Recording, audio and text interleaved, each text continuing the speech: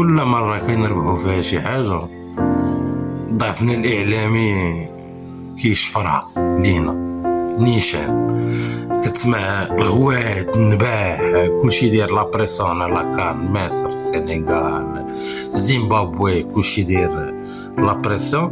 حنا مالنا ساكتين. التلميذ الاول في الطاوله الاولى مريح مؤدب ما باغيش يجاوب حيت مربي مزيان. وراه هذه هي لافاي، راه هذه هي الغلطه اللي كلهم عارفين ولاو عارفيننا حافظينها تيلمون كلشي لاعب عليها. وحنا الى متى جوسكا كون كل تصريح